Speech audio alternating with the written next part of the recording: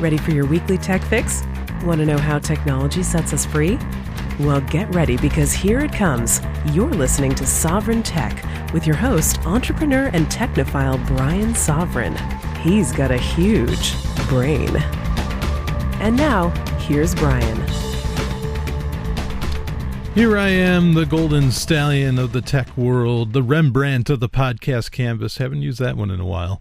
Here for another great episode of Sovryn Tech.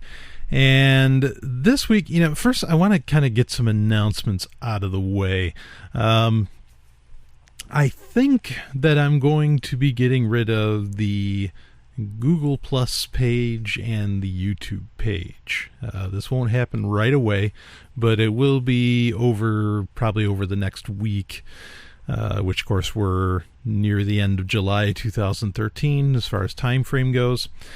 And the reasons for that are the goals that I had for using Google Plus. I don't feel that I'm reaching, and my time is exceptionally limited, especially these days. And so I don't, to spend the time on Google Plus, I'm not feeling the growth there. As to where with Twitter, which recently I've been concentrating on for the past couple weeks, I'm seeing growth every day. As far as followers and actually the last episode, we're in episode 32. Episode 31 of Sovryn Tech has gotten the most downloads, next to perhaps maybe the Mike Elgin show. It's gotten just an insane amount of downloads, and I'm not entirely sure that that's correlated with Twitter, but they're kind of in the right place at the right time, so maybe they are related. I'm not sure. But I will be, due to limited time, etc., I will be concentrating primarily on Twitter. Of course, Facebook, I haven't really done anything with Facebook in months anyway, so if you're looking there, don't expect anything on that. We will still have sovryntech.com. That will not go away, and you can get to Twitter there. You can also ask all your questions, and you can interact with me pretty well through sovryntech.com. There's ways to anonymously ask questions or to anonymously send me stories.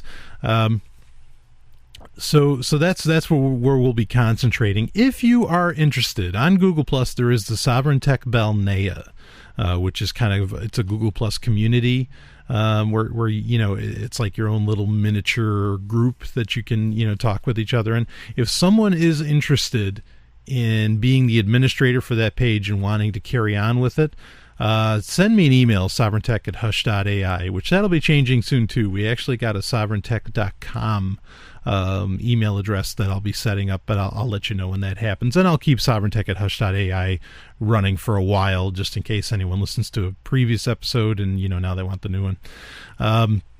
So we're honing down, as far as ways to communicate what's the most effective, what's the best to use. And, that's how it goes with podcasts. I mean, as the show grows, you find out what works and what doesn't. And, these are, Google Plus is one of the things where, I haven't seen the results that I wanted. Part of those results being getting in touch with the international community, or should I say the global community, getting in touch with people around the world, which I haven't really seen the growth as far as that goes. So anyway, you can definitely find me at Twitter. Maybe I'll make a nice link for you to be able to get in touch with me through that. But you can go to sovryntech.com and you can find that. Also, the YouTube page. I'm not getting. The YouTube views are very, very minimal, and so I'm not. I'm not seeing the point. I have to keep a Windows computer running just so I can make those YouTube videos. I could do it with an Apple machine, which I wouldn't feel as bad about, but that's so annoying to have a Windows machine just so I could, for like that one purpose. But anyway, let's get into the show. We've got a lot of great topics to discuss, and as I kind of hinted at with the title of last week's episode, we've got some sex to talk about, and that's what we're going to do. This first story coming from Live Science, talking about, for me, one of my favorite things in life, and it's a new theory on why men love breasts. Now, I'm sure this applies to all, because there's plenty of women that love breasts too. You don't have to be a man to appreciate, a very, very nice, lovely, and shapely pair of breasts. May have just heard the producer of Sovereign Tech, Stephanie Murphy, saying amen, which, if you're going to worship something, why not worship breasts? Which actually used to be done. We'll talk about that a little bit more as we get into the story. So again, this is from Live Science, and we'll get right into it. Why do straight men devote so much headspace to those big, bulbous bags of fat drooping from women's chests? Scientists have never satisfactorily explained men's curious breast fixation, but now a neuroscientist has struck upon an explanation that he says just makes a lot of sense. Larry Young, a professor of psychiatry at Emory University who studies the neurological basis of complex social behaviors, thinks human evolution has harnessed an ancient neural circuit that originally evolved to strengthen the mother-infant bond during breastfeeding, and now uses the brain circuitry to strengthen the bond between couples as well. The result? Men, like babies, love breasts. When a woman's nipples are stimulated during breastfeeding, the neurochemical oxytocin, otherwise known as the love drug, quote-unquote, floods her brain, helping her to focus her attention and affection on her baby. But research over the past few years have shown that in humans, this circuitry isn't reserved for exclusive use by infants. Recent studies have found that nipple stimulation enhances sexual arousal in the great majority of women, and it activates the same brain areas as vaginal and clitoral stimulation. When a sexual partner touches, massages, or nibbles a woman's breast, Young said, this triggers the release of oxytocin in the woman's brain, just like what happens when a baby nurses. But in this context, the oxytocin focuses the woman's attention on her sexual partner, strengthening her desire to bond with this person. In other words, men can make themselves more desirable by stimulating a woman's breast during foreplay and sex. Evolution has, in a sense, made men want to do this. Now, real quick, I mean, there's no reason that anything of what I just described can't apply to women, too. I mean, if the production is just for oxytocin, that's not requiring a cock to do that. It could be a woman as well as a man. And I do have to, I do wonder, I've heard not every woman, gets a whole lot of pleasure out of nipple stimulation. So, and is that some kind of evolutionary trait? I have no idea. But there it is. And anyway, continuing with it, the attraction to breasts is a brain organization effect that occurs in straight males when they go through puberty. That's interesting. Young told Life's Little Mysteries, which is the original site that the story's from, evolution has selected for this brain organization in men that makes them attracted to the breasts in a sexual context because the outcome is that it activates the female bonding circuit, making women feel more bonded with him. It's behavior that males have evolved in order to stimulate the female's maternal bonding circuitry. And a quick comment on that. That's interesting to read because I've always been a little. There's a lot of things that Sigmund Freud, who was maybe the most popular psychologist, psychiatrist of all time, and he applied, it seemed like, or at least there's a cultural meme that he applied pretty much everything, and he blamed, quote unquote, everything to one's desire for the appreciation of their mother. And so it's actually kind of reassuring to just read here that, well, no, it's not that. It's just straight up evolution. It is not some kind of like brain thing to where you want to have sex with your mom because that's that's creepy in a million ways.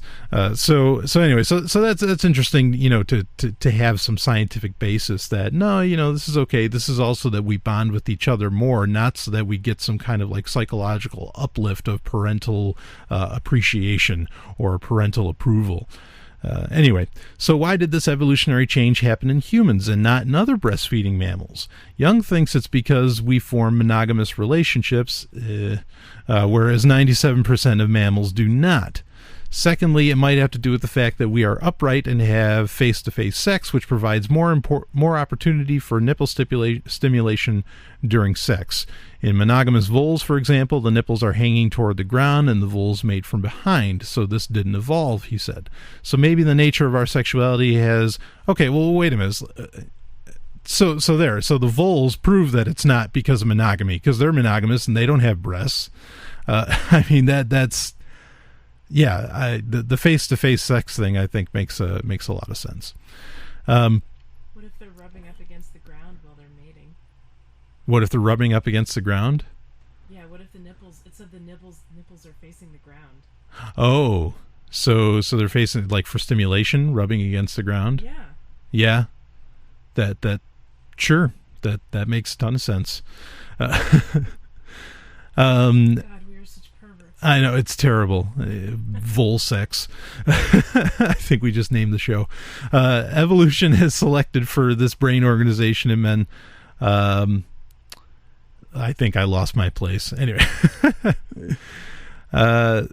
So maybe the nature... I'm sorry. Okay, so we go on. So maybe the nature of our sexuality has allowed greater access to the breasts.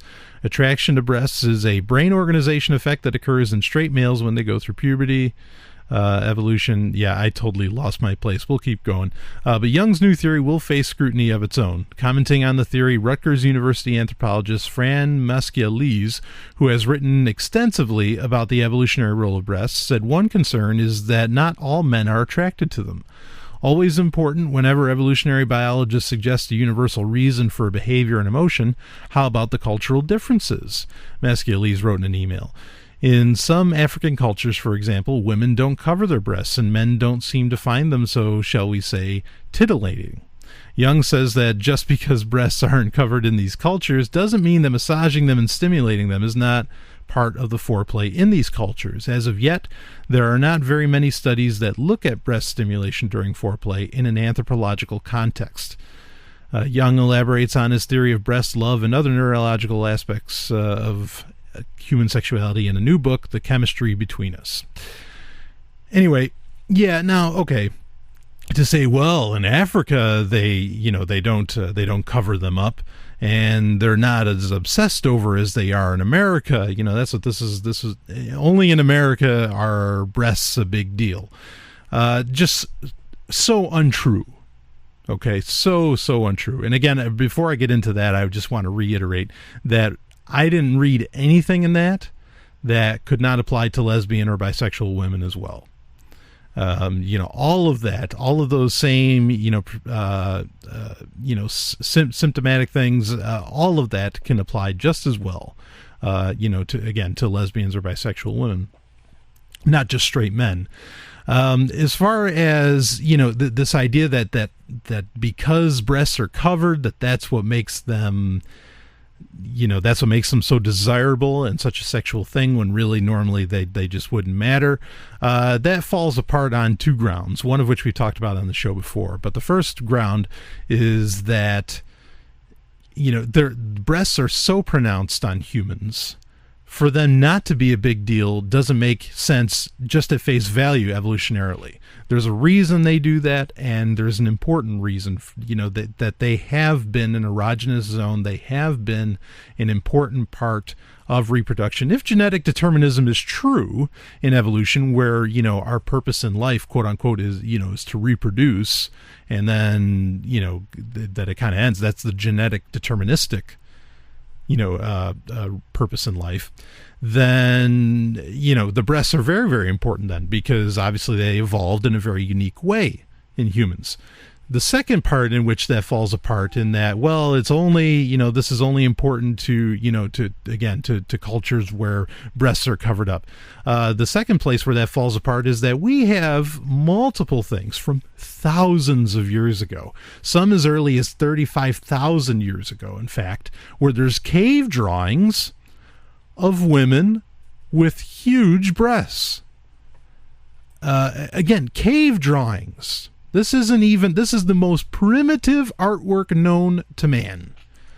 And it's showing off, the beautiful female body, which it truly is. In fact, also you have the Venus statues, or all these different goddess statues from Sumeria, even China. In fact, we're going to talk about some ancient Chinese stuff here on Tech Roulette. But all these various cultures that their first statues theoretically of worship that they created are of women with massive breasts. Okay, so to say that somehow, no, they're only important and pronounced and they're sought after in cultures where they're covered up, it's just not true, and it's never been true. Even, there's, you can look at the Phoenicians, the Phoenician culture, which was a seafaring culture that, really outlasted a lot of empires for a long time. They were around with the Egyptians, yet they were still around with the Greeks. They were even around when the Romans came. They taught the Romans how to build their ships. They taught the Greeks how to build their ships. In fact, some of those ships were huge. That's an interesting thing to look into, because those Greek ships had the potential to sail the Atlantic. But anyway, that's a side note. So anyway, the Phoenicians, their dress, the women, they wore a full dress, not unlike it wasn't like a toga. They wore a full dress, not unlike something you'd see maybe even out of the Victorian age. But the breasts would be exposed. They would literally like hook and loop, and like a bit of fabric would kind of go up the cleavage, and they would just hang free beautifully. But at the same time, you have poets, Phoenician poets, who talked about the love of women and enjoying suckling on her breasts. So again, even in cultures, guess what? In cultures in civilized, quote unquote, civilized cultures where breasts are fully exposed, they're still a big deal. They're still talked about and written about and expressed, appreciation for in any way that it'd be done modernly too. So that's just not so. And also, you could go down the list of things. So that whole notion, and it's a very popular notion.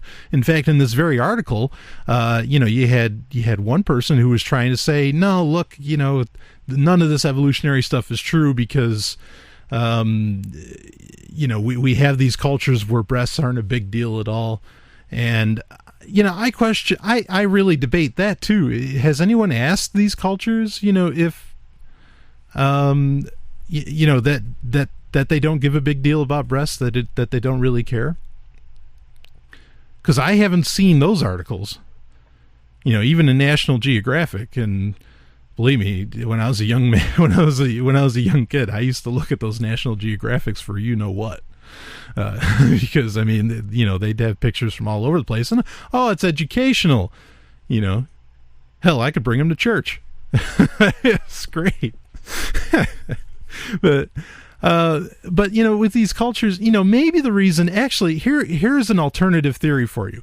It's not that they don't consider, breasts and whatever else to be a big deal. It's that they just have so much fucking sex in their cultures that all of it's just so passé. It's still wonderful and they still love it and they appreciate it, but it's just such a part of life that they don't understand why you're even asking them about sex. It's like, well, don't you do it 20 times a day? We do. Yeah, there's an alternative theory for you. And that, and I love bringing up these kind of ideas on sovereign tech, because these are important, and these are important to life. I mean, you can definitely see this is very, very important subjects. I mean, as funny as it all can be, and I'm sure a lot of my listeners are laughing right now at a lot of this, and that's fine. But this is really important, because look at even in this, Young here was trying to say that, okay, this is the reason, why men may enjoy breasts, and as well as possible, again, he didn't say it, but I think as well as lesbian women and bisexual women. And then look at the cultural bias that just gets slammed on his whole theory, which really, it's a theory that just makes absolute perfect sense. Is that there's a chemical reaction that occurs. Oxytocin gets released when there's nipple play, and that creates just this this overall feeling of closeness between the two, which is one of the wonderful things about sex, is getting that that extreme feeling of closeness. And yet, oh no, that can't be. That really can't be. In fact, I'm shocked, because the detractor was a woman, and I'd expect it more from a guy. I'd expect a guy to say something like, no, women don't get pleasure from sex. What are you talking about? But yeah, I mean, it's just it's stunning, because it does seem to be such a basic answer to the question, that, and I thought about this. I mean, when I was a teenager, I had contemplated the idea that, you felt like very safe and close to in this case, your mother, or maybe a wet nurse, when you're younger. A wet nurse is a woman that's lactating, that will feed, that will essentially milk a baby for you if you wanted one. Nurse a baby. Yeah, nurse a baby. Yeah. Milking the baby. Yeah, nurse a baby. Thank you. See, this is why I have a producer, because I'll say the most ridiculous things. But thank you, Stephanie. Thank you. It's almost as good as kicking a volleyball. If you didn't know, Pork Therapy, which is Stephanie Murphy's show, she recently did her last live episode, and it was a great episode. And there's this hilarious moment where she was talking about like a gym teacher instructing you to kick a volleyball. It's so good. I love it. It's like, yeah. Anyway, this has been the first segment of Sovereign Tech, and a lot of fun. We've got a lot more coming up. I'll be right back with more. This is Brian Sovryn.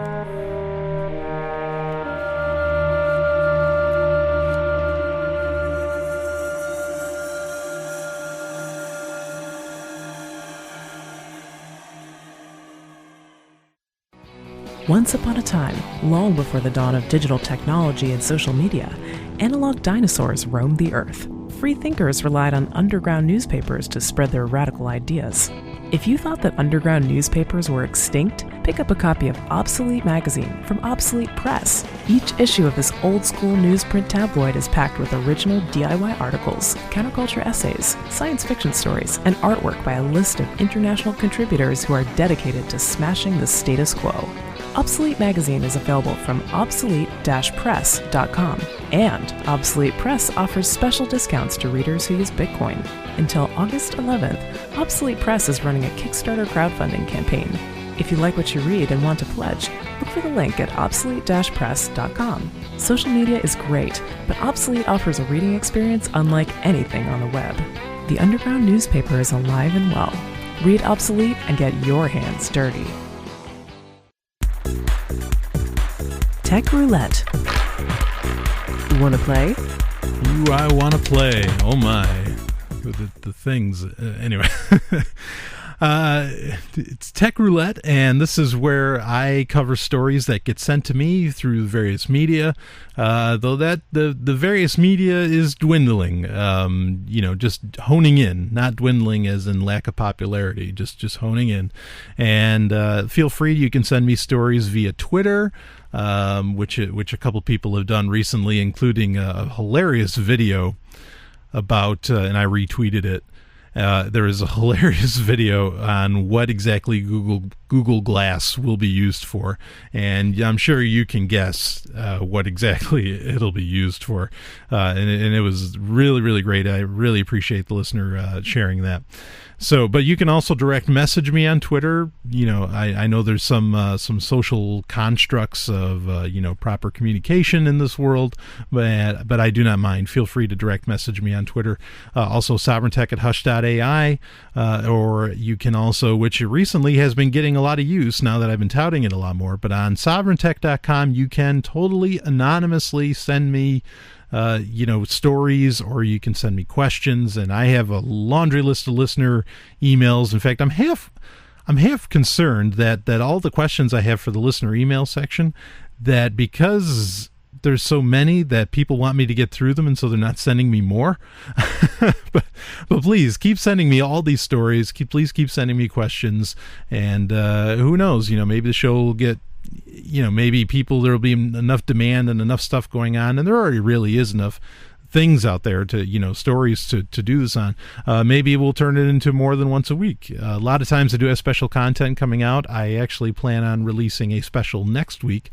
Did a great interview, but I won't spoil it here, and you'll just have to wait and keep an eye out for that. You can go to soundcloud.com/sovereigntech, which is another way to get in touch with the show, because you can actually ask questions on SoundCloud. SoundCloud is technically a social media site, and you can actually, the cool thing about SoundCloud, now you don't need to use SoundCloud, you don't need a SoundCloud account. You can just go to soundcloud.com/sovereigntech. But if you create a SoundCloud account and say, like, you follow me, you don't have to follow me, but if you do, you can actually, like, ask a question inside the podcast itself. Like, say at 43 minutes and 52 seconds, I say some kind of totally inaccurate statement, which I am prone to do at times. You can call me out right on there, and everybody can see it. I will get an email saying that you commented on it, so don't worry, I won't miss it. I will see it. So that's an option for you too. Anyway, this is a great story from a listener. And it's 5,000-year-old primitive writing generates debate in China. And we seem to be on somewhat of an evolutionary theme with the show so far. So this fits. It's perfect. And it's from NBC News, actually, which this may be the first and only time I'd probably ever read anything from NBC News. I'm just kidding. I don't mind. If it's a good news, if it's an interesting story, wherever it comes from, that's fine. Archaeologists say they have discovered some of the world's oldest known primitive writing, dating back 5,000 years in eastern China. And some of the markings etched on the broken axes resemble a modern Chinese character.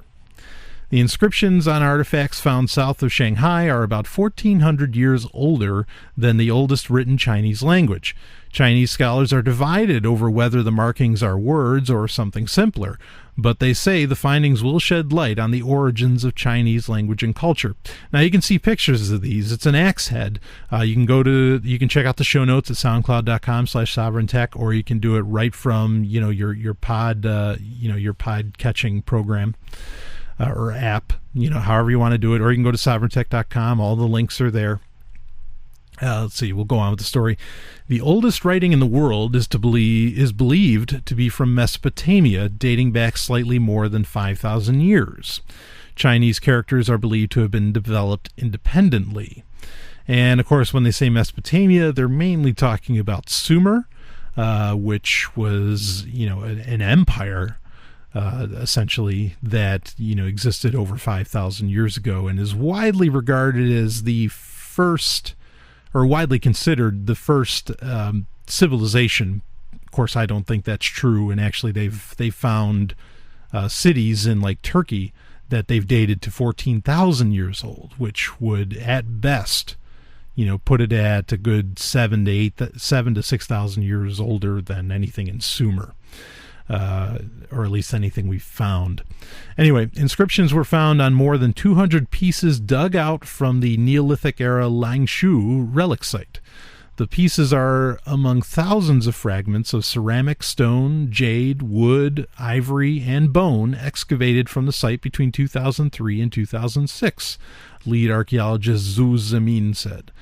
Evidence of words. The inscriptions have not been reviewed by experts outside the country, but a group of Chinese scholars on archaeology and ancient writing met last weekend in Shenyang province to discuss the findings. They agreed that the inscriptions are not enough to indicate a developed writing system, but Xu said they include evidence of words on 2 broken stone axe pieces. One of the pieces has 6 word-like shapes strung together to resemble a short sentence. They are different from the symbols we have seen in the past on artifacts, Xu said. The shapes and the fact that they are in a sentence-like pattern indicate they are expressions of some meaning. The 6 characters are arranged in a line, and 3 of them resemble the modern Chinese character for human beings. Each shape has 2 to 5 strokes. If 5 to 6 of them are strung together like a sentence, they are no longer symbols but words, said Cao Jian, a scholar on ancient writing at Hangzhou-based Zhaihong University. He said the markings should be considered hieroglyphics. He said there are also standalone shapes with more strokes. If you look at the composition, you will see they are more than symbols, Cao said. But archaeologist Lao Shu from Shanghai-based Fudan University warned that there was not sufficient material for any conclusion. I don't think they should be considered writing by the strictest definition, Liu said. We do not have enough material to pin down the stage of those markings in the history of ancient writings. For now, the Chinese scholars have agreed to call it primitive writing, a vague term that suggests that Langshu markings are somewhere between symbols and words. The oldest known Chinese writing has been found on animal bones known as oracle bones dating to 3,600 years ago during the Shang dynasty, which again, if these are 5,000-year-old stone axe pieces, that gives them a good 1,400 years ahead of where we normally think that, Chinese writing was originally developed. Now, this is pretty interesting, and I suppose the first question is that, okay, let's say it's writing, let's say it's words, and it's sentences, like some of them were claiming. Why would you write sentences on an axe? The first thought that comes to my mind, no one asked this question in the story, but the first thought that comes to my mind is that a lot of people feel, especially cultures from that time frame, we're talking 5,000 years ago, this is around the same time that, the Hebrew culture started, and actually, this is when the Egyptians were I guess the Old Kingdom was kind of on the rise at this point. But anyway, with writing, the interesting thing is that, a lot of people, especially back then, thought that writing imbued power. Like literally imbued power. I mean, writing is powerful. Writing is the reason we have pretty much everything we have today. Writing is the greatest invention ever, more important than the wheel. Writing is everything. Writing may be more important than fire, though maybe one couldn't lead to the other, but one couldn't exist without the other first.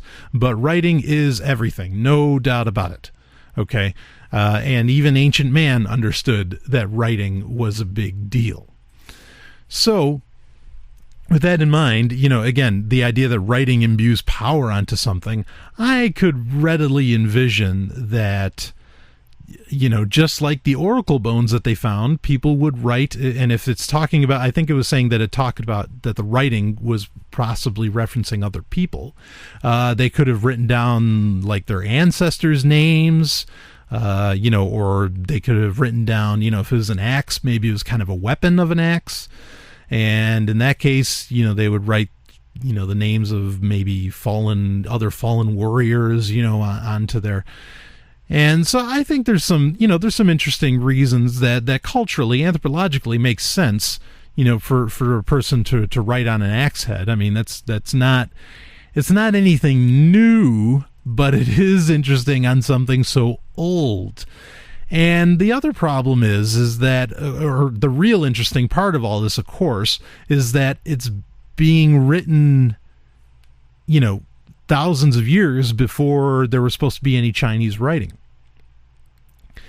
And what does that say? And this is something that gets talked about here and there on this show, on Sovryn Tech. And I'm of the belief that humans that maybe there's a missing piece of history. You have what's called the Great Wall of History, which goes back, give or take, it's about 10,000 BCE. Where suddenly, or it's essentially anywhere where Sumer started, where civilization started, and then it goes forward, where we have no writing from the time. And so we say our idea is that we just don't know what exactly it was like, other than some cave paintings, but those don't tell, they tell some stories, no doubt about it, but they don't give you like a cohesive whole of culture of what's going on. As to where, like in Sumer, which we'll say was 6,000 years ago, 7,000 years ago. In Sumer, we have entire, trading manifests. We know exactly what they were doing. It's really, really incredible, quite frankly. And you're hearing my computer.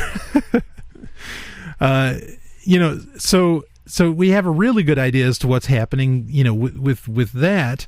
And so you have this wall of history, where before any of that kind of writing, you have no idea what went on. And because you can't find any writing, the automatic assumption is that there was no civilization.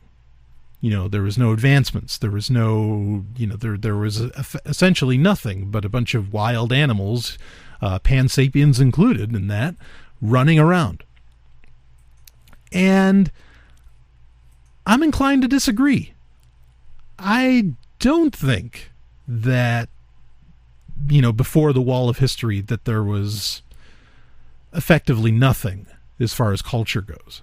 In fact, I'm very open to the idea that there may have been incredibly advanced cultures.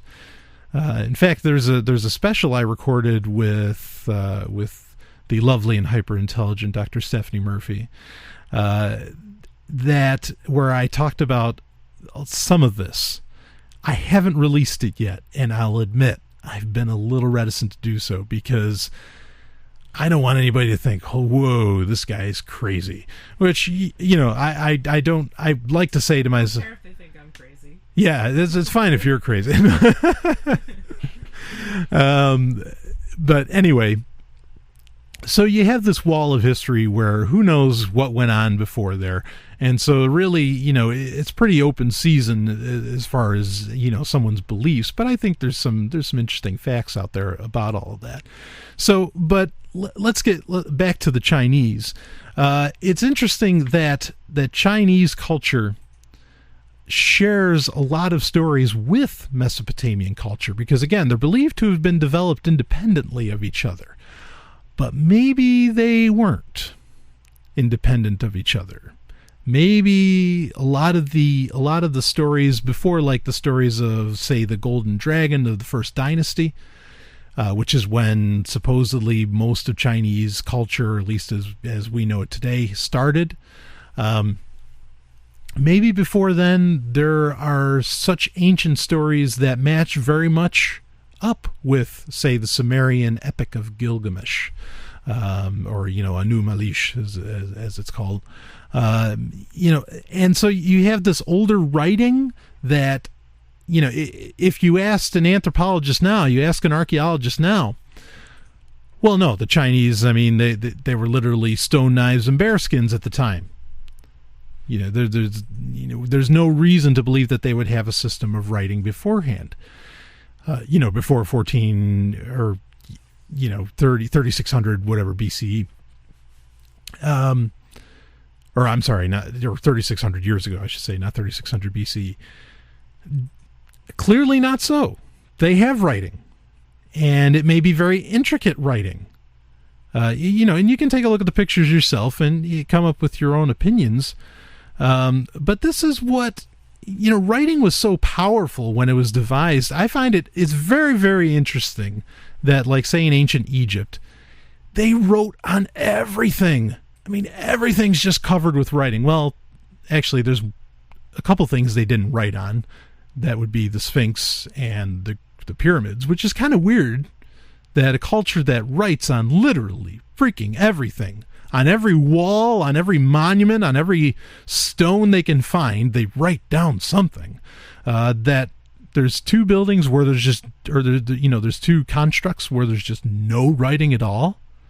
Kind of strange, but anyway, so ancient humans, or humans from 5,000, 6,000 years ago, they wrote all over stuff. They just writing all the time, and that just lends to kind of the power of writing, but also it makes you wonder, like, why did they consider it so important? And in fact, what happened? I haven't brought this up in a while, but I always feel like I'm a broken record when I talk about it. But what happened to where we considered writing such a dangerous and terrible thing that we had to start burning down libraries, 1,500 years ago? I don't know. But at least we've always seemed to understand how important writing was. And maybe those libraries got burned down because someone did understand how important writing was and how powerful writing is, and that they wanted it to go, or wanted some of it to go away. But anyway, fascinating article, that there's this Chinese writing that goes back, farther than we would anticipate. Of course, it's up to debate.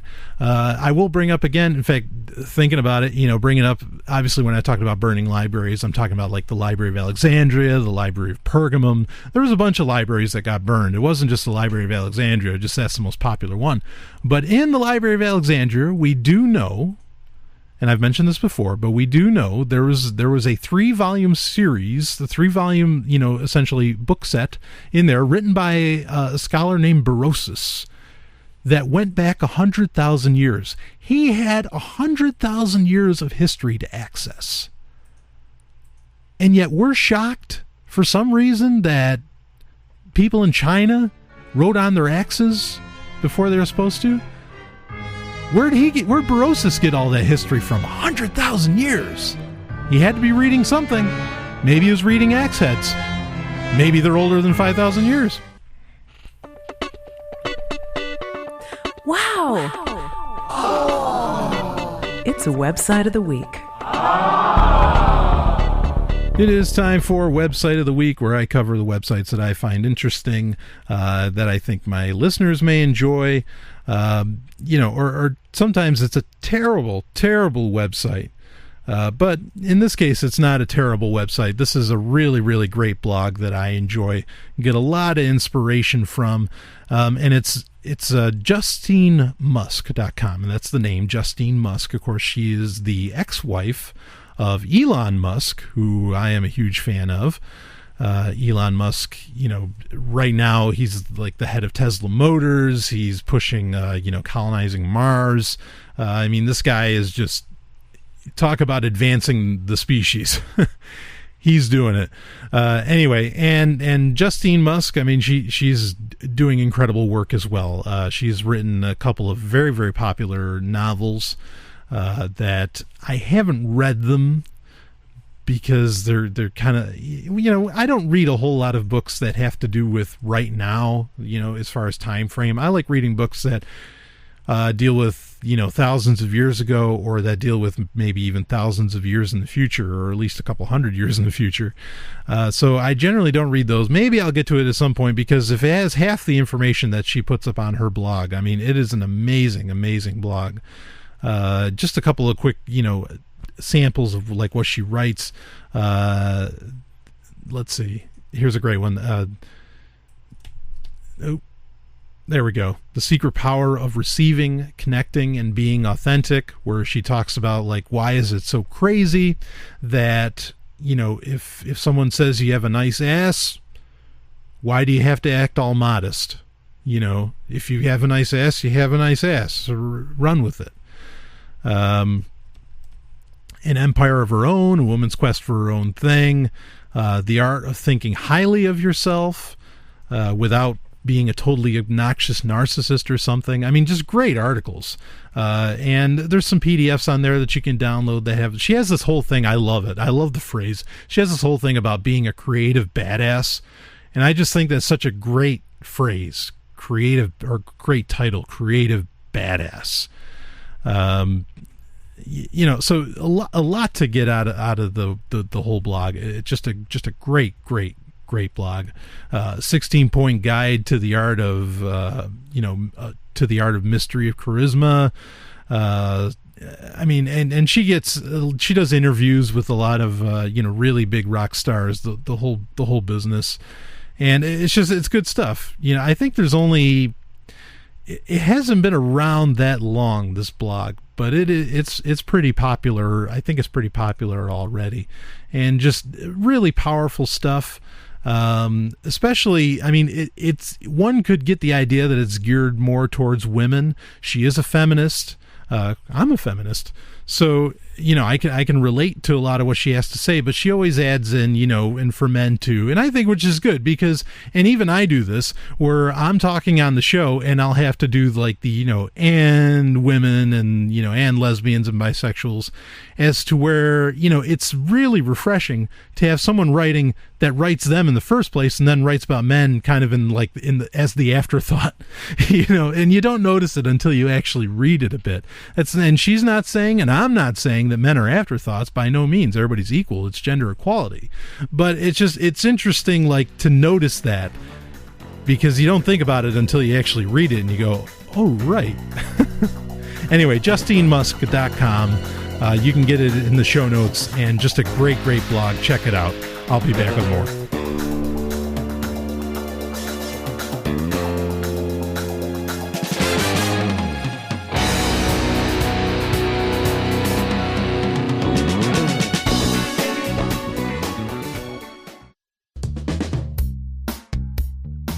Time now for 90 Seconds on Sex with Dr. Paul. I'm the author of a book on sex that's almost 1,000 pages long. Now, sometimes when I'm stuck and have a horrible case of writer's block, my wife will suggest I pour myself a shot or two of tequila. This usually does the trick. So you can imagine my intrigue when I read a study by researchers who found that young men who'd consumed enough alcohol to get their blood level to 0.07 actually perform better on tasks that require creative solutions than controls who were sober. It seems that the alcohol helps turn off the super analytical parts of our brains that we absolutely need if we're crunching numbers or driving a car, but can get in the way if we need to loosen up and get creative. Well, perhaps this explains why Beethoven, Edgar Allan Poe, and Ernest Hemingway, who were not exactly teetotalers, ended up being so creative. Not that becoming a drunk will turn you into a great artist. Now, we often hear that having a drink or two can leave people more relaxed and able to have more fun in bed, but I'm thinking the benefit might come from shutting down the overly analytic part of the brain, which lets us be more creative sexually. Now, this assumes you're not getting seriously drunk, which simply distorts memory and makes you think you were a better lover. For more, visit 90secondsonsex.com.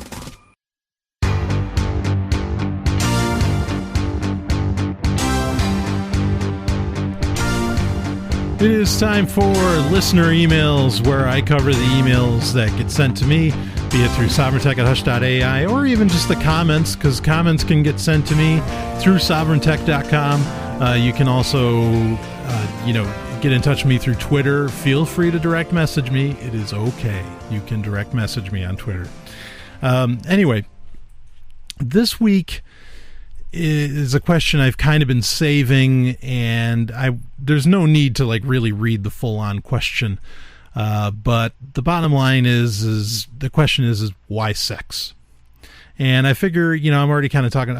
There's a couple other articles coming up about sex, or at least one more article coming up about sex. It's like, well, all right, fine, we'll do this, and that happens often enough on Sovryn Tech, where there seems to be kind of like running themes that go throughout the show, and I'm glad, and they happen pretty organically. I really don't, I don't decide that.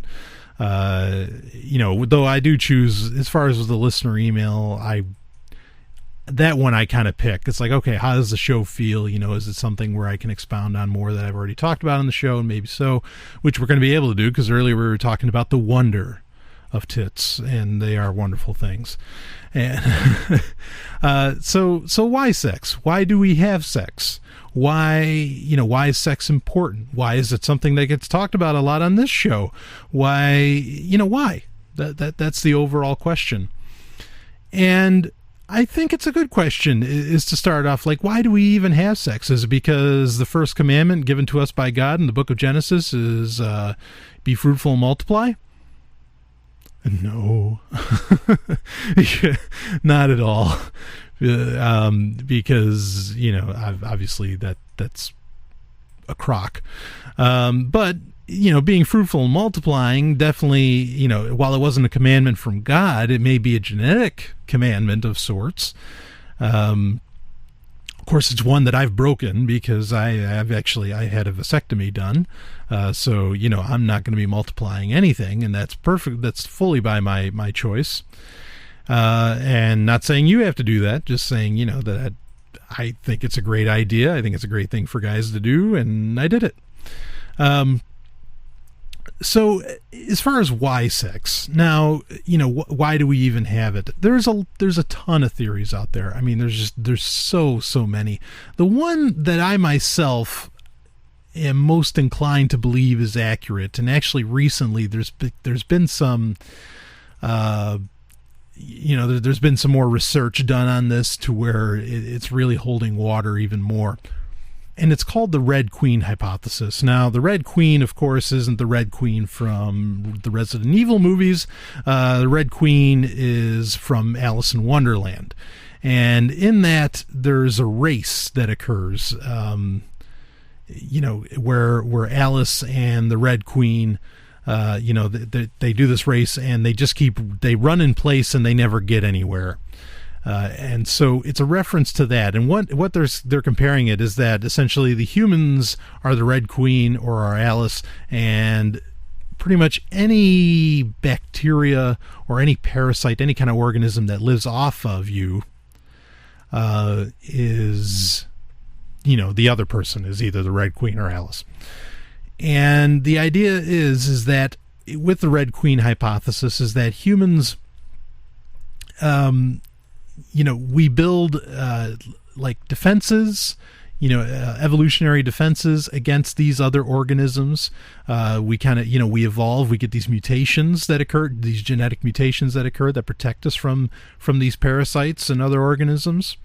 And when that happens, that gets passed on, to the next generation. And so the generation before that didn't have that natural defense, eventually kind of dies off. But it's a race because the parasites and organisms evolve against you too. Just as you evolve against them, they evolve against you. And it's just like keeping this kind of balance, between the two. And the odd thing was with the Red Queen hypothesis, the reason a lot of people thought that it just, it didn't make sense that's the reason, essentially why we have sex is so that, the species can go on. Because that's the question is, it's like, why have two sexes? Why not just have one sex? Why not be asexual where you just reproduce, pretty much on your own? Why have two sexes? And now the Red Queen hypothesis, was a lot of it was based on these tests done a long time ago, where they found out that certain snails that lived in areas essentially in shallower water, where there were a multitude of more parasites and organisms that would live off of the snails, that because they're that the ones with the mutations that worked against the snails allowed for more allowed for a better reproductive rate and for more of the species, to continue on. But the problem with that is that there's no reason to think that the organisms and parasites, that they were co-evolving. Like, there was no proof to say that, again, the red queen hypothesis is that, there's this, reproduction occurs so that this constant evolution can keep occurring, where parasites and organisms that live off of one creature evolve against that creature, but then that creature evolves against them, and it just keeps going on. It's the endless race.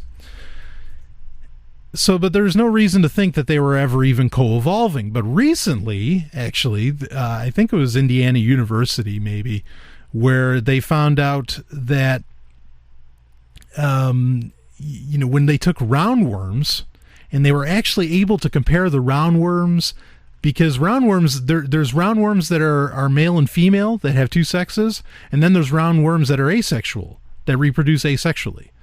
Okay? And they found out that the roundworms, and they put them within the parasitic environments, within those environments where this kind of evolution should be occurring. And again, roundworms don't live very long, so you have a very fast, rate. You have like a sped up rate of history, of evolutionary history, essentially occurring in front of you. And these roundworms would, the ones that were asexual, died off in 20 generations in those parasitic environments, as to where the roundworms that had two sexes just kept going, and they never stopped. And so now there is, that gives a little more credence to the theory, to the Red Queen hypothesis, that, a big part of sex is to literally fight off infections. Is so not just so that your species continues and goes on and survives, but so that it survives well, so that it can really go on. Because again, with these roundworms, now I know they're roundworms, they're not humans, and it's different, but it makes the case that if you only have one sex, if you asexually reproduce, that you can't cut it. There's got to be the whole male and female paradigm to make it happen. Now, clearly God did that. I mean, clearly it was God. I'm sorry, I'm kidding. And I shouldn't kid so much, because I really don't want to offend my listeners on that. But it's just, we would, the reason I bring that up real quick, the reason I make the God joke is that if we just settled with the idea, well, it was God's plan, we never figure this stuff out. And I don't think we'd ever advance as a species. And I know that the first scientists of the Renaissance, of the Enlightenment, were Christians, and they were trying to prove God's, abilities within that. But I will debate historically that these men were that a lot of them were actually Christian. Yes, monks were watching how the heavens circled, and they kept track of all the planetary alignments and all this stuff. Yes, I know that. They observed. They're very good at observing, because they weren't doing anything else. I understand, because they weren't having sex, quite frankly. I get it. But at the same time, you take guys like Whiston and Newton and all of them. I heavily debate how much they believed in actual supernaturalism by any means. I don't think they did. And if you want me to talk more about that, send me an email, and I'll do it in a listener email section if you want to know more as far as why I think a lot of these people were not, they held no supernatural beliefs at all. And in fact, the real reason they got into science was not to prove God's existence, but to prove that God may have been very human. Very, very human, and not supernatural at all, which I kind of talked about a little bit earlier in this show too. But anyway, let's go on. So sex. So there you go. So why did we start having sex? Perhaps it was just a very simple fact that it was to fight off infections. We have sex to give a proverbial fuck you to every other species on the planet that would try, that would, see us dead. Essentially, and that's when you think about it, that's kind of poetic. But now sex is so much more.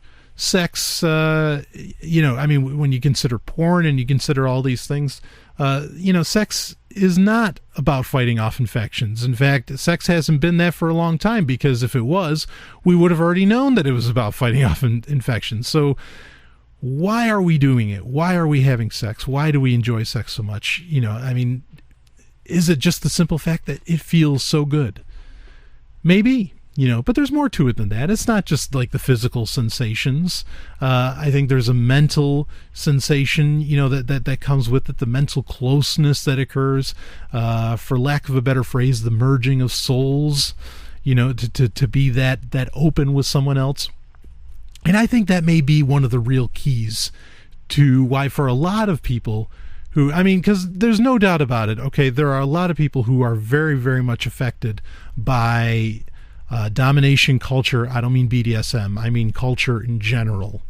Okay. I mean society, the global culture in general, everybody, the idea of governments, all that domination culture. There may be the idea of one person wanting to, just dominate another person because maybe in their childhood, they never had any control and now they have control over someone else. That I can see where that can be kind of a big part of sex. But I think for a lot of people that are a little more self-aware, a bit more authentic maybe, for them, sex is, and I want to say that this is kind of how it is for me. This is how it is for me.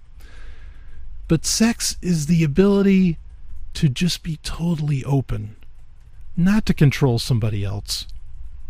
Not to have some kind of, kind of crazy, like over the top, outlandish,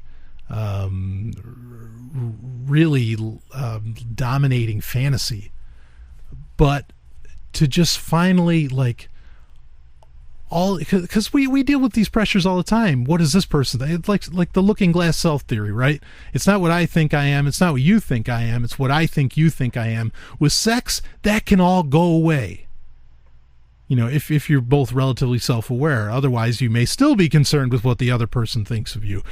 but that's the beauty of it, is that when you're having sex, is that everybody's just kind of free and freeing their bodies, freeing their minds, the whole business, and just enjoying each other in total openness, not giving a fuck about what anybody else thinks, but just giving a fuck to each other. Anyway, I'll be back with more. I hope that answers that question for you.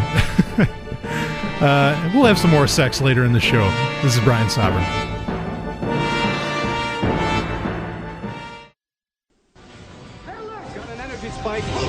Launch.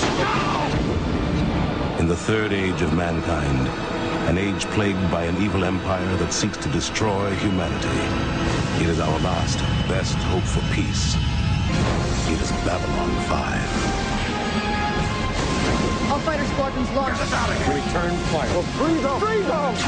Watch Babylon 5. You can watch Babylon 5 and experience the greatest show in television history. See the entire series completely free by going to thewb.com/shows/Babylon 5.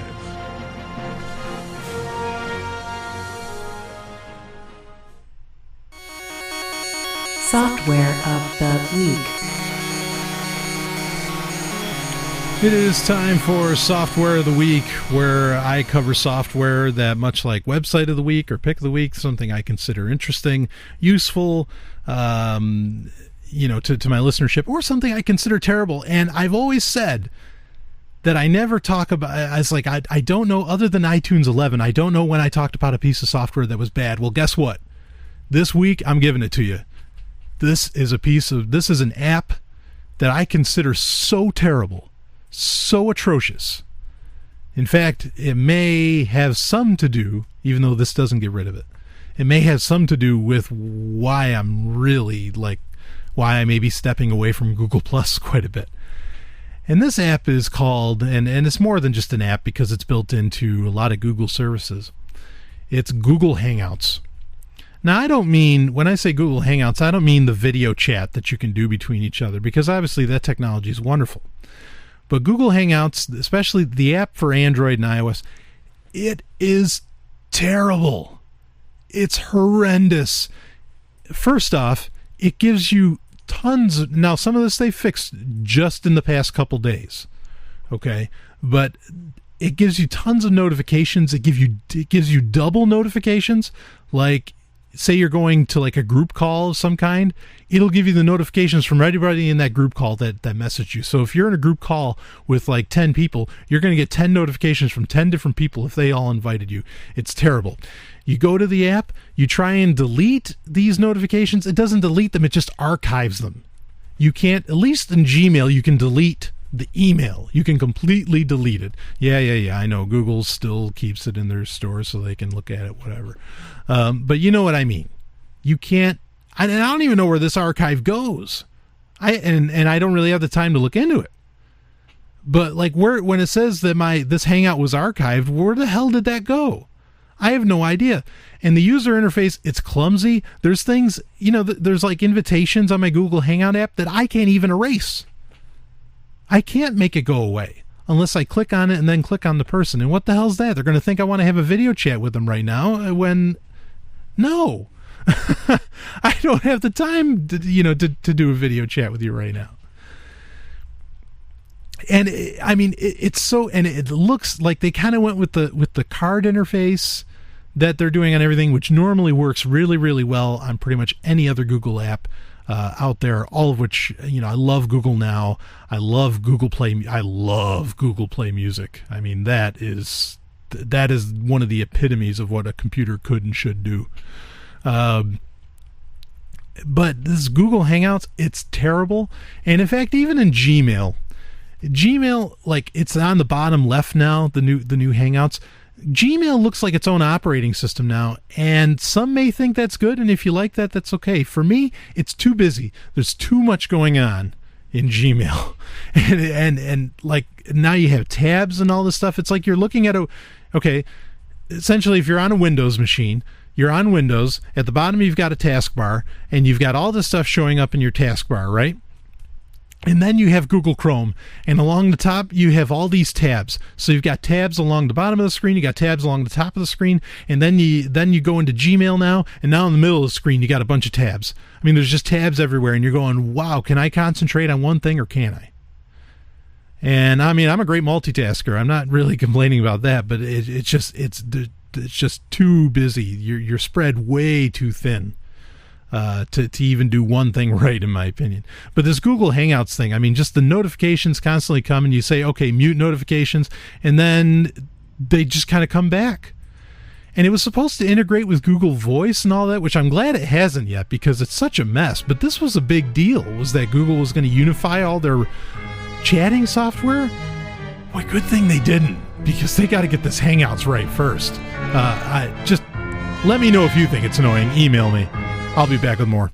What does freedom mean? Tune in to LRN.FM to find out. LRN.FM is the Liberty Radio Network, a collection of live talk radio and podcasts, all coming from a principled pro-liberty perspective. LRN.FM show hosts aren't left, right, or conspiracy kooks. You can tune in 24/7 to LRN.FM via your phone, computer, satellite, and more. Listen free anytime at LRN.FM. That's LRN.FM.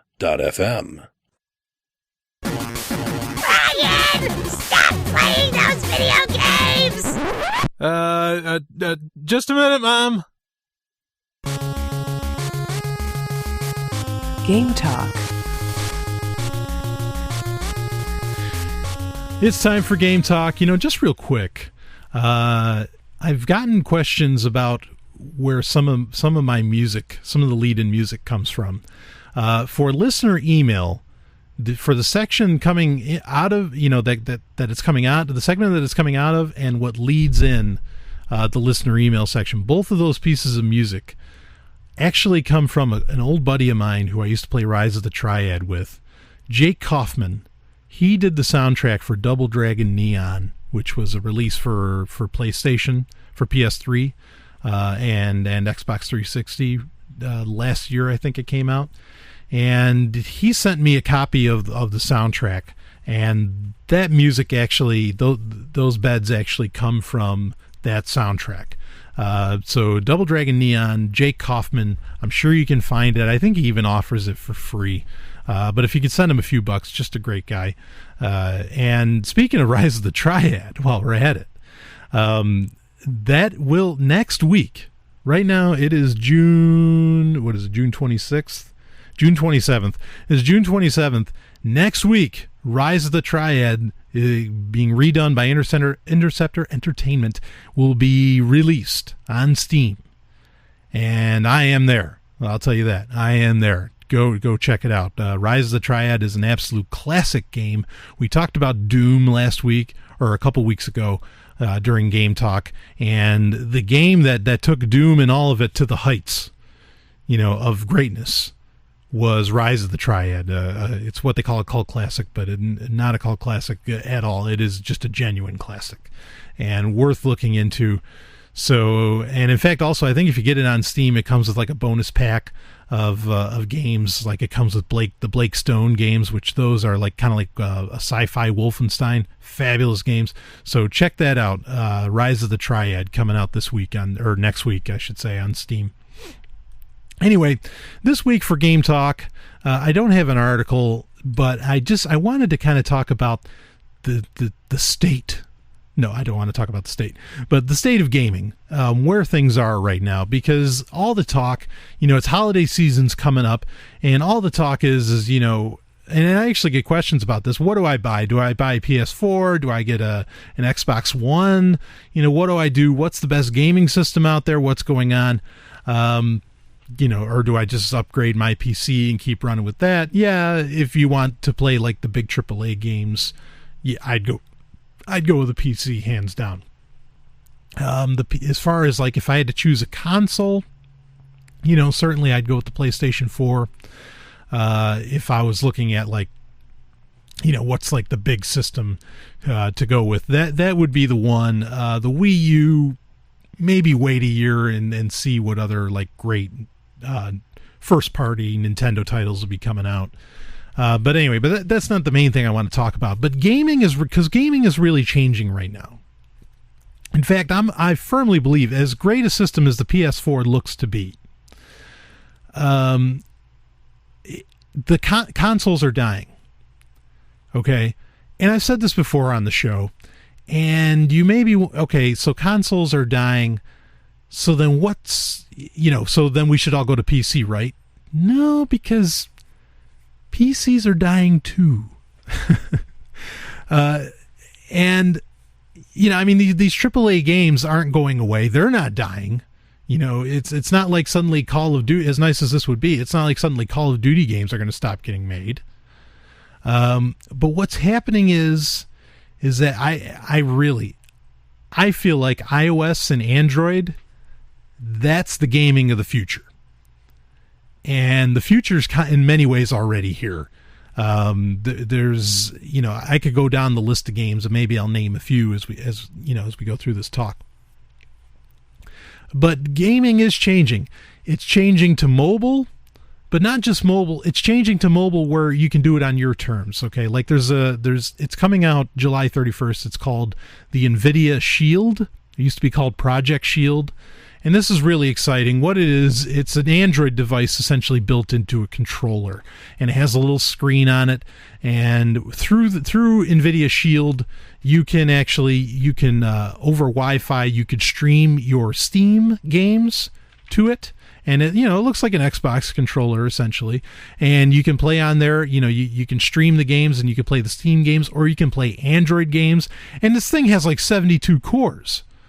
It's an ARM processor, or it's a Tegra processor, more accurately. But it's got an insane amount of cores. It's an awesome, super powerful little machine.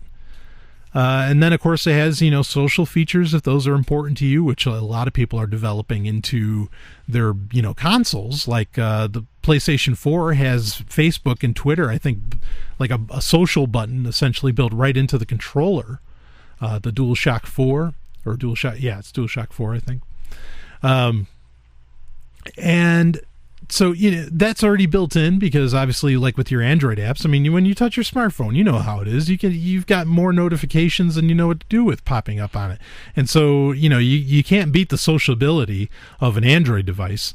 And a lot of the games, I mean, and most of these games are cross-platform. They come out for iOS or they come out for Android. Sometimes one comes out before it comes out for the other. As far as I know, I haven't yet run into a game that plays cross-platform, like literally where you say you're doing multiplayer. And that's the thing. You're doing multiplayer over 3G. You can play multiplayer games anywhere. You don't have to even be home, to play Halo, essentially, on Halo with a buddy, over using your Xbox 360. In fact, there was a Halo game that got exclusively released for Windows 8 phone. And Windows 8 too, but I mean, you could play it on Windows 8 phone. So tablets and and smartphones, that's where gaming's going. Now maybe Nintendo will keep things alive with like some version of the Game Boy or the DS, like the 3DS. That kind of premier platform will probably still exist, but that's how Nintendo works. Nintendo, this is what people have to understand, and I've said this before on the show, that Nintendo just doesn't think you exist. It competes with itself. Sony, Microsoft, in Nintendo's eyes and Iwata's eyes, who are they? I don't know who you are. And Iwata has made it very clear that he will not be bringing Nintendo games to Android or iOS. He said that he's like, fine, yeah, I could make the shareholders really happy right now by doing that. He says, but 20 years down the line, that could kill Nintendo. And I think he's right, in that assertion. So they'll keep doing what they do, and that's fine. People will pay big money for it. I would. But the real future of gaming is from these tablets, and that doesn't mean that everybody's going to be playing on small screens. Just these machines. You take something like, okay, Google just had a big conference this past week where they announced two very exciting things. Really, they're exciting in both ways for games, amongst a million other things. But they released a $35 device. It's a little dongle that you hook up to your HDMI port on your monitor or on your TV. And it's called Chromecast, and it can, from any Chrome-enabled device, that could be an Android, that could even be like an iOS or laptop, whatever, as long as it has like the Chrome browser on it, it can transmit that signal to the TV, like via Wi-Fi, bounce down. And so with that, you don't even have to have a physical wire anymore connecting your smartphone, to play Riptide GP2 or Galaxy on Fire 2, which, boy, if you want a couple of great games, that are out there. In fact, Galaxy on Fire is totally free. Those are great games, to be played on Android or iOS. But it'll transmit it right to the TV, and these are in HD. They're designed for the highest signal that you can push. Retina display, the whole business. And so you have that. You also had the new Nexus 7 was released, which has a quad-core processor in it. It's 1080. It's higher than 1080p as far as resolution. 2 gig of RAM. I mean, it'll play all kinds of games and like emulators. I mean, there's every emulator you can imagine exists for iOS and Android, and you can play all of those games. That's the future of gaming. So pay attention to that. Maybe start getting into it now if you want to, keep up with everyone else playing. Exciting. Are you searching for a mouth-watering, all-natural, sweet and sticky treat? What if I told you it was also made by a chef who believes in freedom, just like you? You're not dreaming. This is real. Head over to mandrick.com. That's MANDRIK.com. There, you'll find Georgia's famous baklava in classic and dark chocolate flavors. To those with special health needs, Georgia's famous baklava also has a treat for you. Golden delicious, low-carb, gluten-free almond cookies. Order with PayPal or Bitcoins. In just a few days, your sweet treats will await you right at your doorstep. One more time, that's MANDRIK.com for Georgia's famous baklava.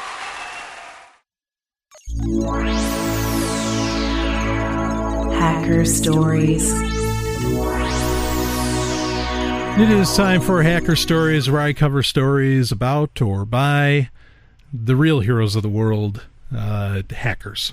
Black hat, gray hat, white hat, whatever. I consider them all heroes. And this week we've got something. This is a pretty unique thing. That's right. We're not going to talk about Prism. We'll let the rest of the news industry talk about that. But this is this is from the website Nerve. This is kind of an older story. I've been saving it, and it's sex advice from hackers.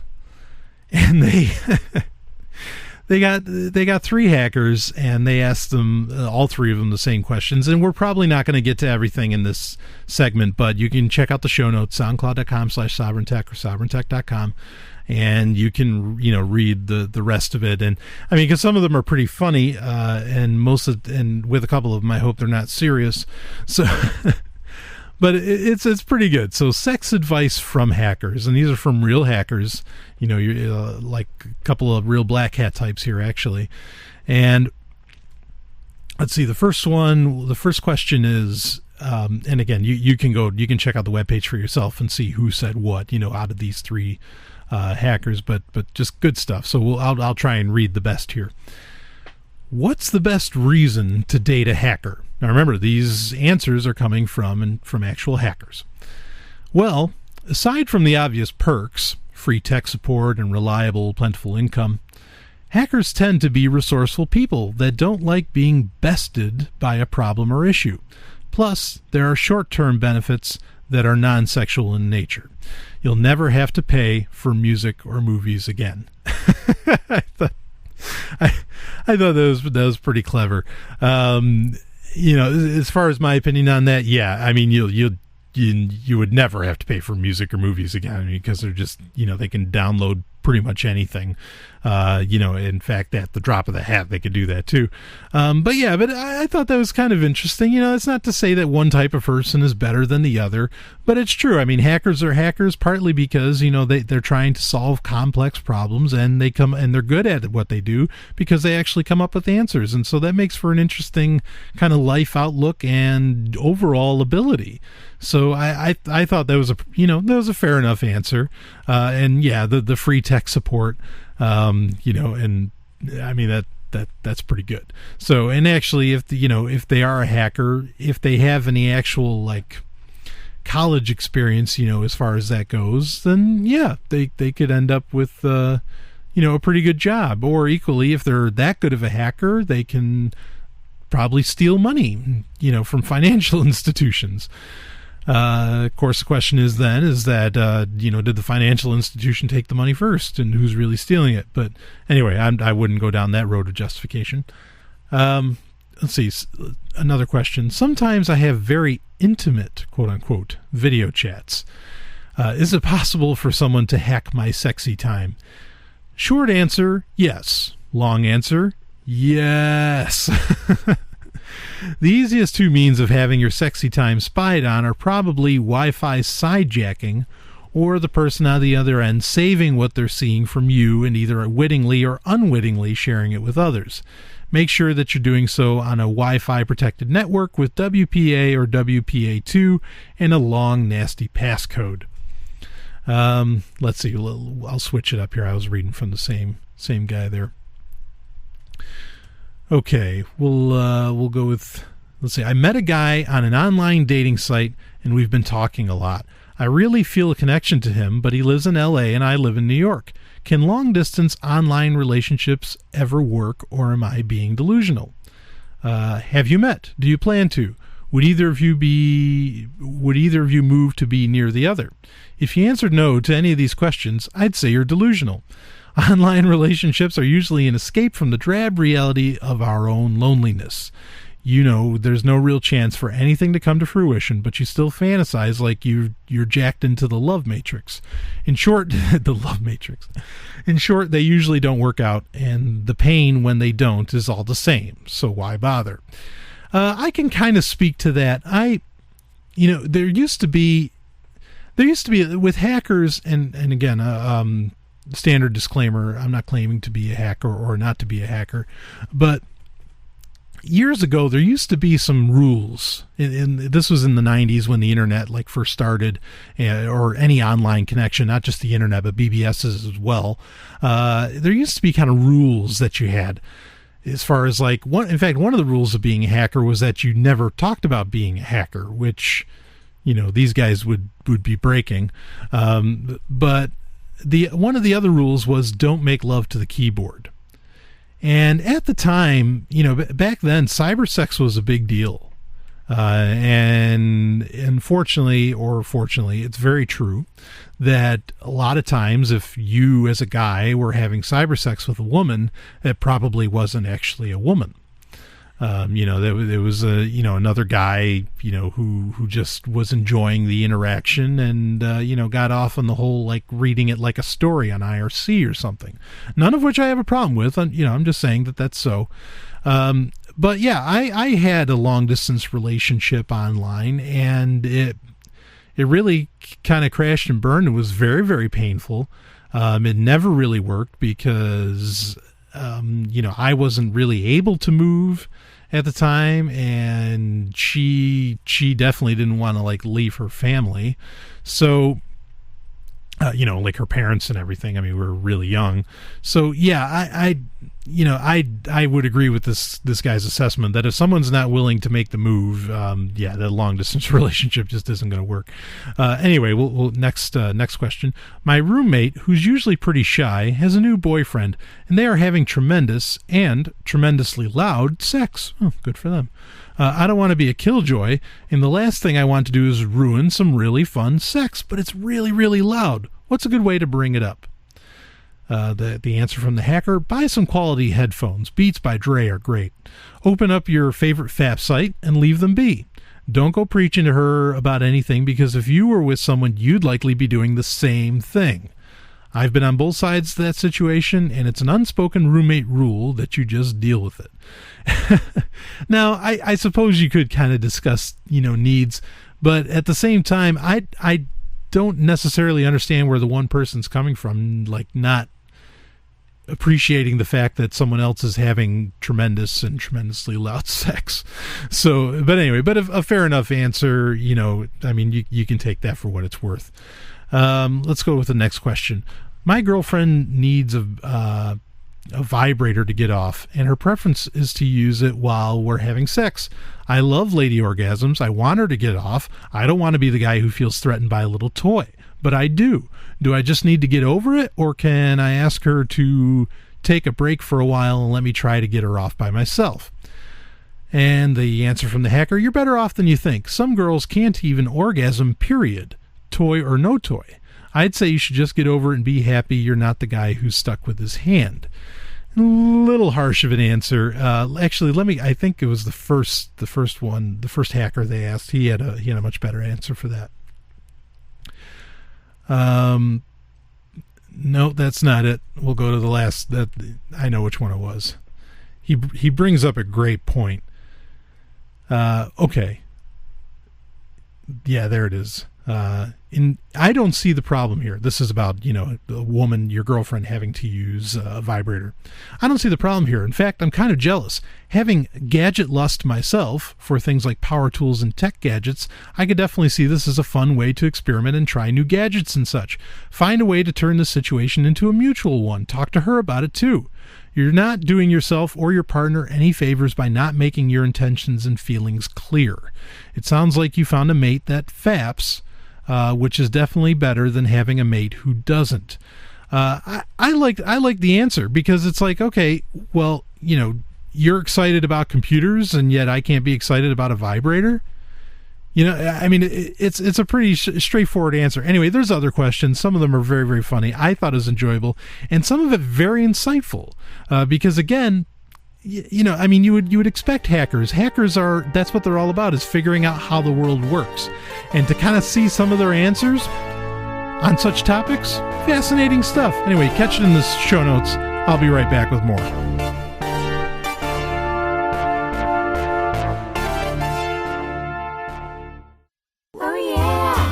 This is Stephanie Murphy, Sovereign Tech Producer. You may know me from this show, but did you know that I have my own podcast? It's called Pork Therapy. Pork Therapy is a bit different from other shows. We cover current events, big ideas, and even relationship issues, all through the lens of how we can get more freedom in our lives.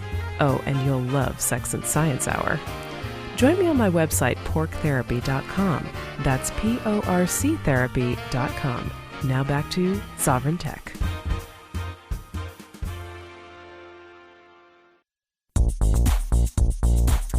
What are you doing? I can't believe I caught you again. You know, Jesus doesn't approve of this little habit of yours. I know, baby, I know it's wrong, but it feels so right. Well, it ain't. But I've been doing it since I was 12 years old. It's nothing but a sinful perversion of nature, if you ask me. But baby, I don't ever want to stop looking at tech websites, new gadgets, video games, software, or any of that stuff. Well, then I'm leaving. Okay. Bye. Pick of the week. It is time for Pick of the Week, where I can talk about whatever I want to talk about. The pick could be, music. It could be comics. It could be a topic. It's, something to do with liberty. It doesn't even have to be something to do with liberty. It could be just an overall, perhaps a frustration that I have. It could be, a television show, some kind of product. I mean, you name it. It can be anything. In fact, the last 2 episodes, for 2 episodes straight, and I haven't done that before, but I talked about Power Rangers for Pick of the Week for both weeks, but big enough topic to where one could, at least in my opinion. Before I get into this Pick of the Week, I just want to make a very, very exciting announcement, and you're going to think I'm kidding, but I'm not. I'm dead serious. New Lady Gaga coming out next month, and I couldn't be happier. I can't wait. Huge fan. Just getting that out there, so keep a lookout for that. Tons of great music coming out this year. New Black Sabbath. There's so much. Even a new Skillet, which, I know Skillet's a Christian band, but they're not actually Christian. They're Satanists. And how do I know that? Great question. But I'll keep moving on. This week for Pick of the Week, I'm going to talk about something. I'm going to try and get this off my chest. That way I don't have to talk about it much anymore. But it's Battlestar Galactica. No, not the 2004 Battlestar Galactica. The original Battlestar Galactica from 1978. The reason that there was even a new one made.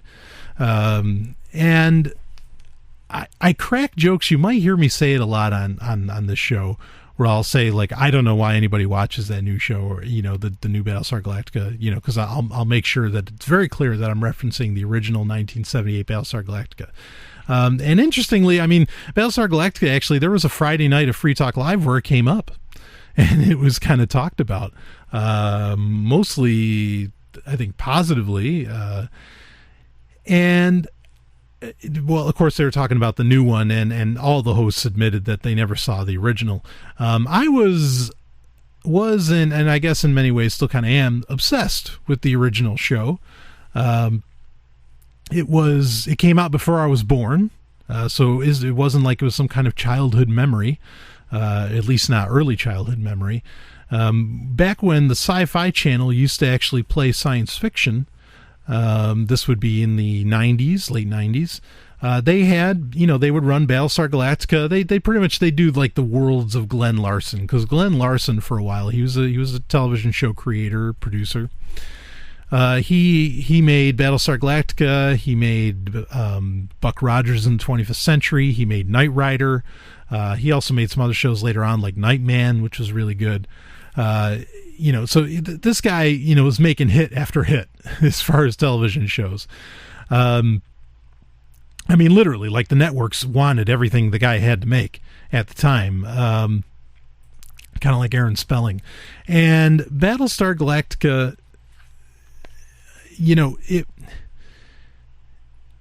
they would play like that show, and then they'd run through the other shows. And I've talked about Buck Rogers before, and I really enjoyed that too. I also love Knight Rider. I've enjoyed pretty much everything Glenn Larson's done, even though he's a Mormon, or was a Mormon. I don't know if he still is.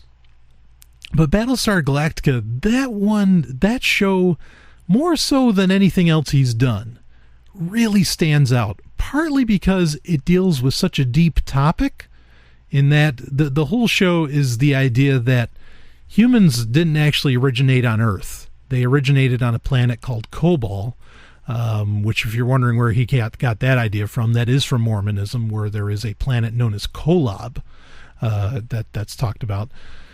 And so humans come from Kobol, and they spread out at one point, and there's like different tribes. There's 13 tribes of humans, kind of like the 13 tribes of Israel. Yes, there were actually 13 tribes of Israel, if you weren't aware, because the 13th tribe was the Levites, which were the priest class. But anyway, so 13 tribes of Israel, or 13 tribes of humanity.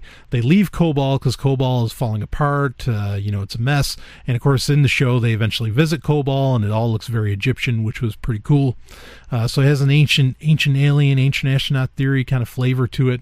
This is back in 78, when Ancient Aliens wasn't as popular as it is now.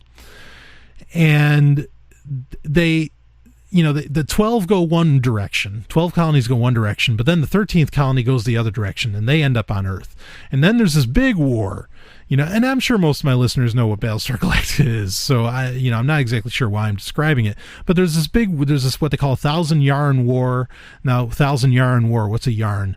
It's not a story. A yarn, YAHREN, is actually the equivalent of a year.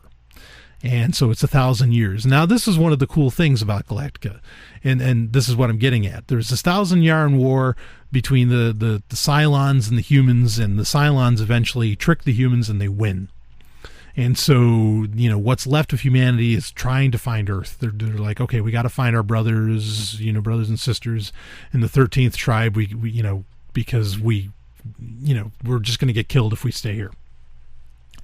And this is it. There's this epicness that not even Star Wars can touch, of a universe that Battlestar Galactica encapsulates.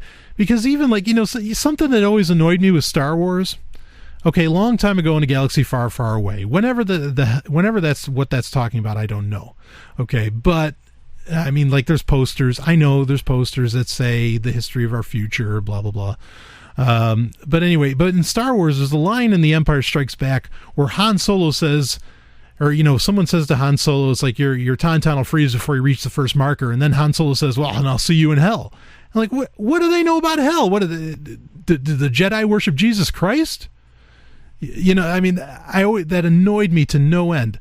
And the nice thing is that with Battlestar Galactica, they actually made their own words for a lot of things. Like a minute was a centon, and seconds were microns, and there was all these, they had different names for things, because sure, why would they use, and they didn't exactly equal up, because microns would be 100 seconds as compared to base 60. Some people say that's how that worked. Maybe it was base 60 though, because if they were based on the Sumerian culture, and that was the first culture, and say there was the 13th tribe that landed, the Sumerians used base 60 math instead of base 100. Anyway, getting that out of the way. But Battlestar Galactica just had this massive epicness to it that not much has ever really touched. Even the score was really grand. The soundtrack was really grand for it, by Stu Phillips, who ended up doing a lot of work for Glenn Larson as well. He did the classic Knight Rider theme. He did Buck Rogers as well. And interesting thing is that, and here's a case for the ability to download music. Stu Phillips released a remastered, this is back in 1997, I want to say. He released a remastered 4-CD set of the Battlestar Galactica soundtrack. Pretty much every piece of music ever written for the show is on there. And there was only 1,000 pressed, and you're not going to get it anymore. Nobody's selling it on eBay, and if they are, it's for hundreds of dollars, which is fine. If you want the physical thing, go ahead and pay for it. But come on, the reason Stu Phillips only made 1,000 of them, it wasn't a sales gimmick. It's because it cost a lot to produce CDs in 1997. You think he doesn't want his music enjoyed by everybody else? He can't make any more money off of it. The 1,000 are sold. He's made all the money he could possibly make off of that being out there. Okay, so what does, say some, a kid today or an adult, who recently rediscovers, maybe because they're listening to this, they recently rediscover Battlestar Galactica in all its glory, and they want to hear that 4 CD set. Well, guess what? You can go to the Pirate Bay and you can download it. And that's awesome. That's great to have that availability. And what's the RIAA going to say? No, you can't make any more money off of it. They're sold out. They're gone. They're gone for all time. There's no more money to be made. How can you tell me not to download this music?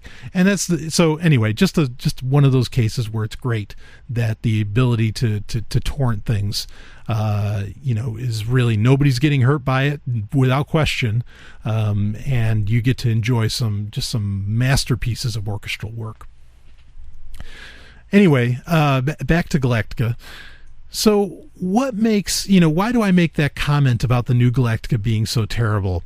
Well, one thing is, and this is, pure authentic introspection, is that I want to relate with people. Like when I was growing up, until I started going to conventions later on, to science fiction conventions, there was no one else who watched Battlestar Galactica, and I wanted to share it with somebody.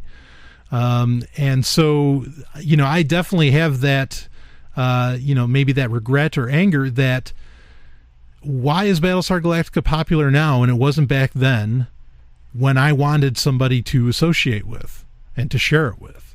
They weren't there. So there's part of that. That's being fully, very, very serious and really being very vulnerable about the whole thing. So there's that, like why is something popular now when it wasn't popular when I was into it, etc. But, there's more to it than that. With the new Battlestar Galactica, there are absolutely no heroes. No heroes whatsoever. And that is so depressing. Why would myself, I have no desire for entertainment like that, where there's no heroes.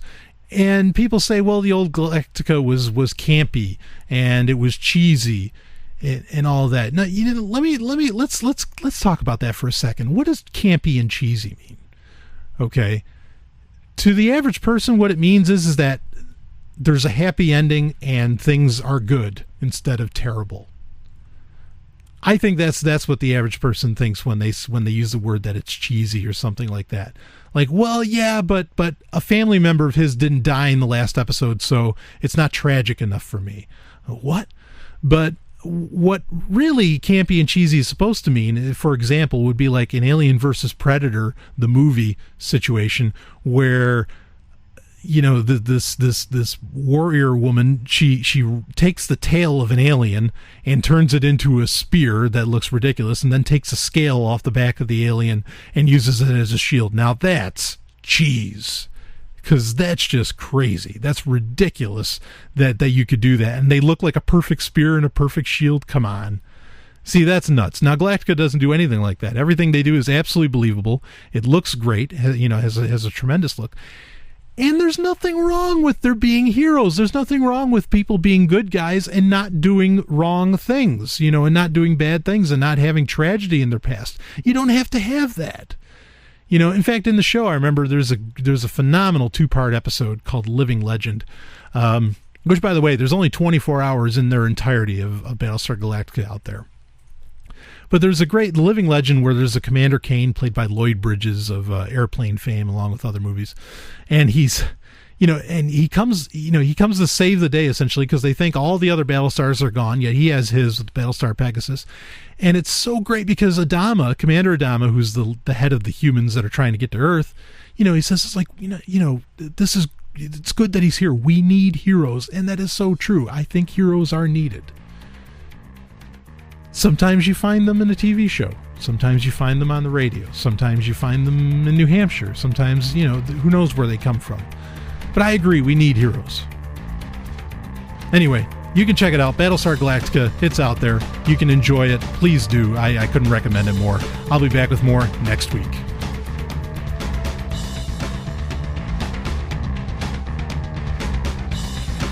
This has been Sovryn Tech. Visit us at sovryntech.com. That's SOVRYN tech.com. There you can connect with us, see more of what you've heard on today's show, and catch our podcast feed. Sovryn Tech is open source. We encourage you to share. Later, nerds.